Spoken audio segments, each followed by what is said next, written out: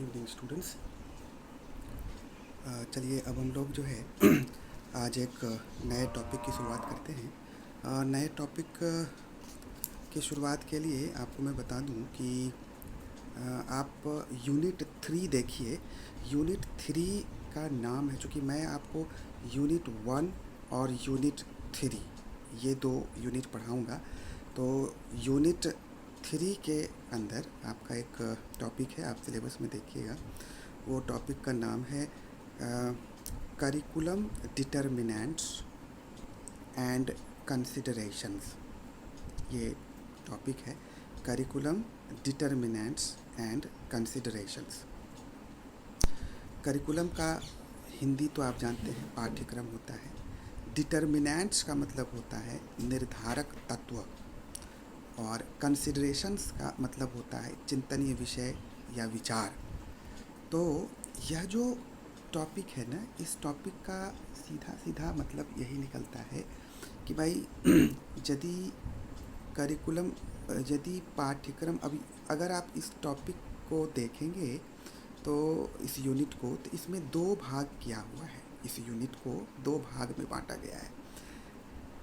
एक तो कहता है, एक भाग यह कहता है, जो पहला भाग है जैसे कि मेंशन किया हुआ है आपका, आप सिलेबस में देखिए, मेंशन किया हुआ है कि board determinants of curriculum making, मतलब एट दी नेशन और स्टेट वाइड लेवल।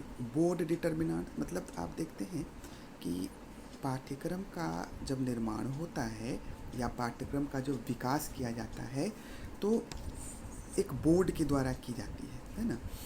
तो मान लीजिए अगर पाठ्यक्रम का निर्माण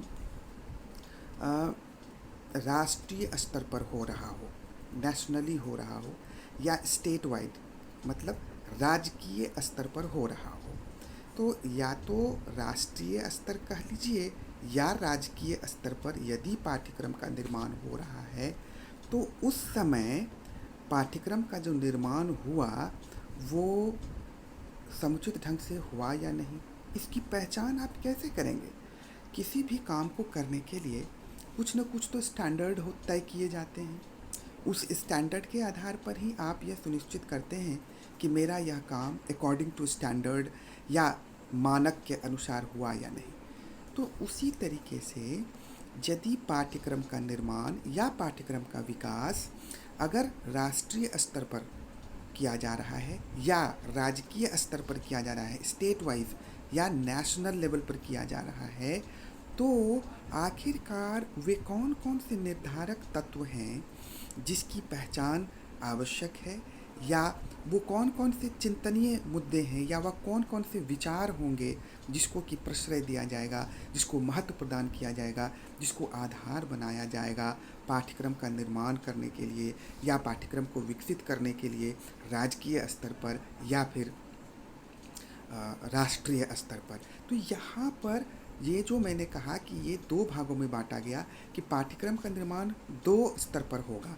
एक तो या तो वो राष्ट्रीय स्तर पर या राजकीय स्तर पर हो सकता है, या फिर पाठ्यक्रम का निर्माण आप स्कूल स्तर पर करते हैं तो उस समय एक दूसरी अवधारणा को आपको ध्यान में रखनी होगी। तो ये मेनली दो कैटेगरी में बांटा गया है इस पर्टिकुलर यूनिट को। एक में राजकीय या राष्ट्रीय स्तर पर जब आप पाठ्यक्रम को विकसित करते हैं तो उस समय कौन कौन से उसके निर्धारक तत्व होंगे, या उसके चिंतनीय विषय या चिंतनीय मुद्दे कौन कौन से होंगे, या विचारणीय तथ्य कौन कौन से होंगे, अर्थात किन किन बिंदुओं के आधार पर आप कह देंगे, किन किन निर्धारक तत्वों के आधार पर आप कह देंगे कि जी हाँ, राजकीय या राष्ट्रीय स्तर पर पाठ्यक्रम का विकास समुचित ढंग से हुआ है। तो एक तो इससे जुड़ा हुआ अंश है जो पहला अंश है आपका। और अगर निचला अंश आप देखिएगा उसमें आप देखिए सीधे लिखा हुआ है considerations in curriculum development at the level of the school, अर्थात जब पाठ्यक्रम का विकास विद्यालयी स्तर पर हो रहा हो या पाठ्यक्रम का निर्माण विद्यालयी स्तर पर हो रहा हो तो उस समय कौन कौन से चिंतनीय मुद्दे होंगे, तो उस समय उसके निर्धारक तत्व कौन कौन से होंगे, इसकी भी पहचान आवश्यक है। तो मोटे तौर पर आप यह देख लें कि इसी दो अंशों में इस यूनिट को विभाजित किया गया है और आपसे यह अपेक्षा की जाती है कि आप इसकी पहचान कर सकें, आप यह जान सकें कि यदि विद्यालयी स्तर पर पाठ्यक्रम का विकास हुआ तो वह निर्धारक तत्वों के अनुरूप हुआ है या नहीं हुआ है, या जो महत्वपूर्ण चिंतनीय मुद्दे हैं, विचारणीय मुद्दे हैं, उसके अनुरूप हुआ है या नहीं हुआ है। तो जब तक आप वे नहीं उन निर्धारक तत्वों या चिंतनीय या विचारणीय तथ्यों को नहीं जानेंगे तो आप पहचानेंगे कैसे कि पाठ्यक्रम का विकास यदि विद्यालय स्तर पर हुआ है तो वो आदर्श ढंग से हुआ है या नहीं हुआ है।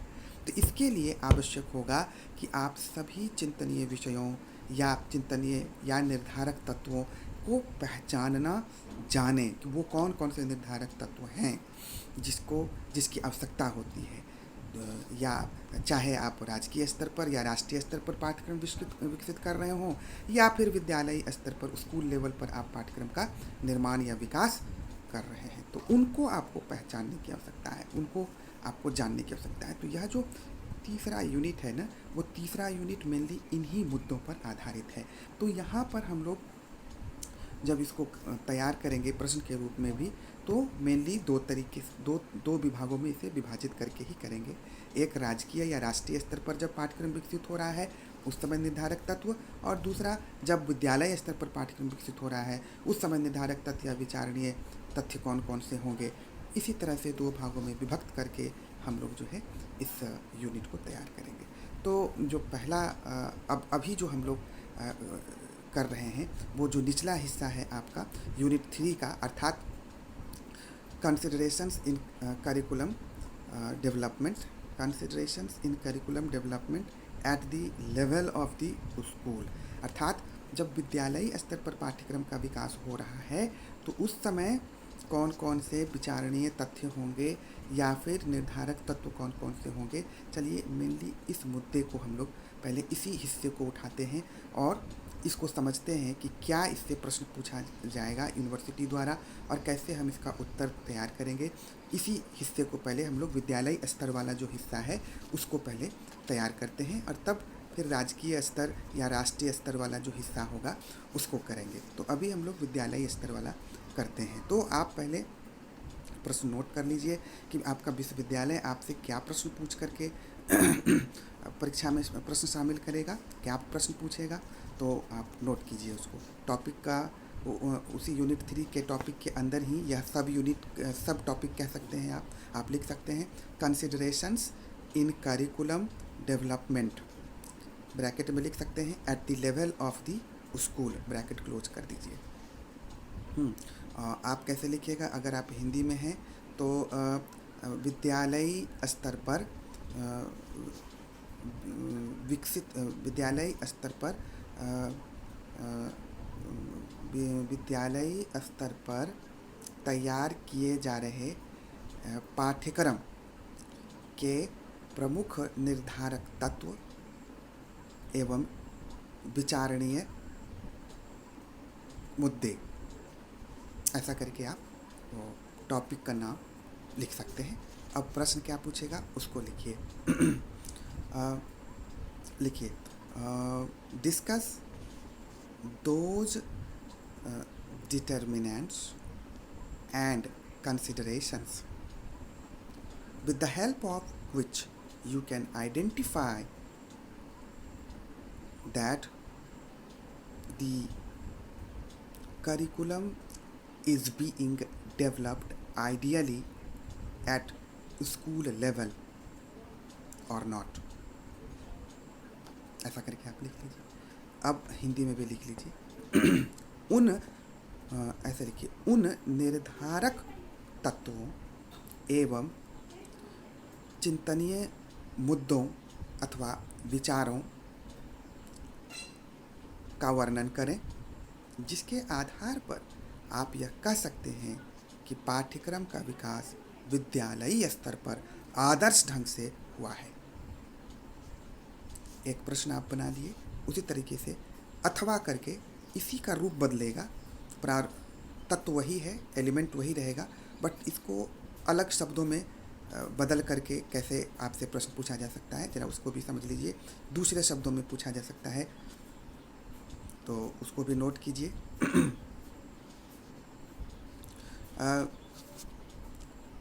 Describe all those describe all those essential determinants and considerations which are very essential to develop an ideal curriculum at school level। विद्यालयी स्तर पर आदर्श पाठ्यक्रम को विकसित करने के लिए जिन निर्धारक तत्वों एवं विचारणीय तथ्यों की आवश्यकता है, उन सभी का वर्णन अपने शब्दों में करें। तो ऐसे करके आप जो है तैयार कर लेंगे। तो ये प्रश्न उम्मीद है कि आप समझ गए कि कैसे पूछा जा सकता है। अब आप उत्तर कैसे तैयार होगा इसका, उसको हम लोग तैयार करेंगे। कैसे उत्तर होगा, तो सबसे पहले हम लोग इंट्रोडक्शन डालेंगे एक।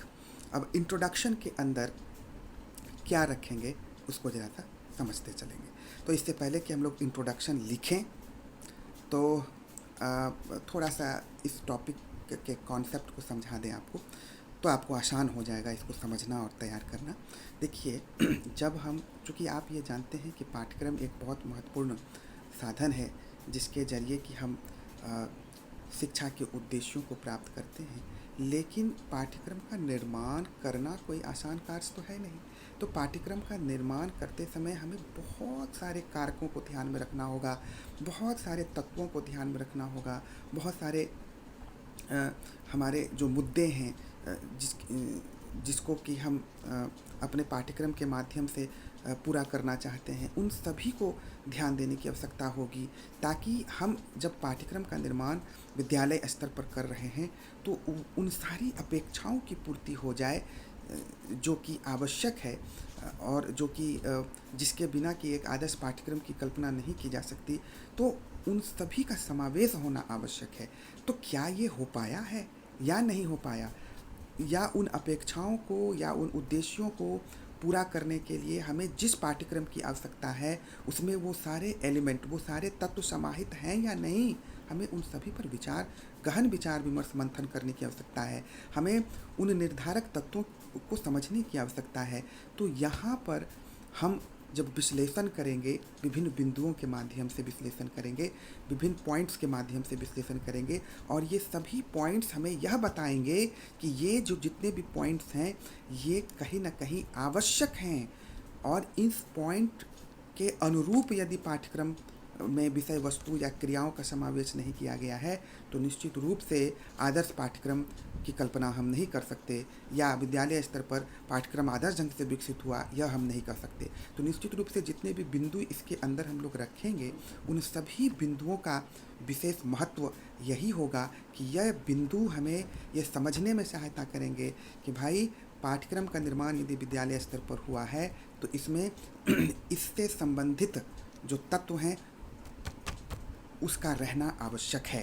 तभी हम कह पाएंगे कि हाँ, आदर्श ढंग से विद्यालय स्तर पर पाठ्यक्रम का विकास हो पाया है। इसीलिए इसको निर्धारक तत्व कह करके या विचारणीय तत्व, विचारणीय मुद्दे कहकर हम लोग इंगित कर रहे हैं। तो यही काम हम लोग करेंगे। इसमें कई बिंदु रखते चलेंगे, कई पॉइंट रखते चलेंगे, और यह बताने की चेष्टा करेंगे कि हमारा जो पाठ्यक्रम में विषय वस्तु, क्रिया और जितने भी कार्यक्रम हम लोग पाठ्यक्रम में समाहित करते हैं वो इसके अनुरूप होने चाहिए, क्योंकि इसको समाहित करने से हमें विभिन्न प्रकार के लाभ प्राप्त होंगे, और जो आधारभूत उद्देश्य हैं इस स्तर पर उसकी प्राप्ति हो सकेगी। यही हमें जांचना है, यही देखना है, इसी को आधार बनाना है। तो इसी का हम लोग व्याख्या करेंगे और अपने बिंदु को रखते चलेंगे, तो हमारा यह प्रश्न तैयार हो जाएगा। तो यही हमको करना है मोटे तौर पर। तो आइए, अब आपको इसका कॉन्सेप्ट क्लियर हो गया है, ऐसा मुझे उम्मीद है। अब आप इसको तैयार करेंगे, हम लोग कैसे लिखेंगे उसको करते चलिए। जैसे हम लोग इंट्रोडक्शन लिखते हैं तो सब उत्तर तैयार करने के क्रम में तो सबसे पहला जो हेडिंग बनेगा वो इंट्रोडक्शन का बनेगा, परिचय। आप लिख लीजिए हिंदी में परिचय, इंट्रोडक्शन अंग्रेजी में। अब उसको डिस्क्राइब करते हैं। चलिए, जब एक पाठ्यक्रम का निर्माण विद्यालय स्तर पर किया जाता है तो निश्चित रूप से कई तरह के अपेक्षाएं, कई तरह की अपेक्षाओं की पूर्ति करने की जिम्मेवारी पाठ्यक्रम पर आन पड़ती है। विद्यालय स्तर पर विकसित किए जा रहे पाठ्यक्रम की अपनी ही विशेषताएं हैं। विद्यालय में विभिन्न स्तर के विभिन्न आयु वर्ग के छात्र अध्ययन करते हैं, इसलिए यह आवश्यक है कि पाठ्यक्रम का निर्माण आदर्श ढंग से हो, पाठ्यक्रम में उन सभी आवश्यक क्रियाओं का समावेश हो, पाठ्यक्रम में उन सभी विषय वस्तुओं का समावेश हो, पाठ्यक्रम में उन सभी अनुभव प्रदान करने वाले कारकों का समावेश हो, ताकि जो आदर्श ताकि जो उद्देश्य हैं पाठ्यक्रम के, उसकी प्राप्ति हो सके। तो इसीलिए विद्यालय स्तर पर पाठ्यक्रम का निर्माण करना कोई सरल कार्य नहीं, यह एक बेहद कठिन कार्य है। और यही कारण है कि हमें निर्धारक तत्वों एवं विचारणीय मुद्दों की आवश्यकता विशेष रूप से है, ताकि हम इन निर्धारक तत्वों एवं विचारणीय मुद्दों या चिंतनीय मुद्दों को महत्व प्रदान कर सकें और इनको ही आधार मानकर यह सुनिश्चित करें कि हम विद्यालय स्तर पर जिस पाठ्यक्रम का निर्माण कर रहे हैं, जिस पाठ्यक्रम का विकास कर रहे हैं, वो वास्तव में आदर्श ढंग से विकसित हुए हैं या नहीं। इसीलिए हमें पाठ्यक्रम के निर्धारक तत्वों अथवा चिंतनीय मुद्दों की आवश्यकता विशेष रूप से पड़ती है, क्योंकि इनके माध्यम से ही हम यह सुनिश्चित कर पाएंगे कि पाठ्यक्रम का निर्माण विद्यालय स्तर पर आदर्श ढंग से हो पाया है या नहीं। इसलिए हम यह कह सकते हैं कि पाठ्यक्रम के चिंतनीय मुद्दे या निर्धारक तत्व पाठ्यक्रम की गुणवत्ता को जांचने के लिए बेहद आवश्यक हैं। ऐसा करके हम लोग जो है एक हेडिंग क्रिएट कर लेंगे। अंग्रेजी में भी आप इसको देखिए कैसे इसका एक्सप्लेन होता है कि डेवलपिंग और constructing an ideal curriculum at school level is not an easy task. It is a very difficult task because so many expectations are being done. So many expectations are being done from an ideal school curriculum. Full stop. Normally we find that in a school, students belonging to different age groups are studying together. So it becomes very difficult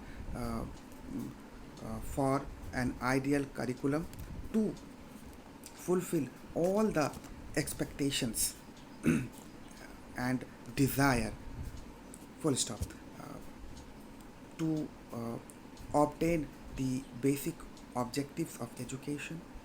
It is very essential that the curriculum at school level should be developed by taking by taking utmost care and precautions. Full stop. When we analyze the significance of curriculum determinants and considerations, then we find that curriculum determinants and considerations are very important, because with the help of these determinants and considerations we can easily detect or identify that whether the curriculum which is being developed at school level is ideal one or not. So with the help of curriculum determinants and considerations, actually the ultimate quality of school curriculum can be identified. So we can say that the curriculum determinants and considerations are very essential elements. ऐसा करके हम लोग एक heading यहाँ पर create कर लेंगे। चलिए, उम्मीद है कि आप समझ पाए हैं इसको और आपने लिखा है। तो इस वीडियो का यही मकसद था कि आप पहले तो इस कॉन्सेप्ट को समझें, तो अगले वीडियो में हम लोग पॉइंट को फिर आगे बढ़ाएंगे। आपका बहुत बहुत धन्यवाद। Thank you.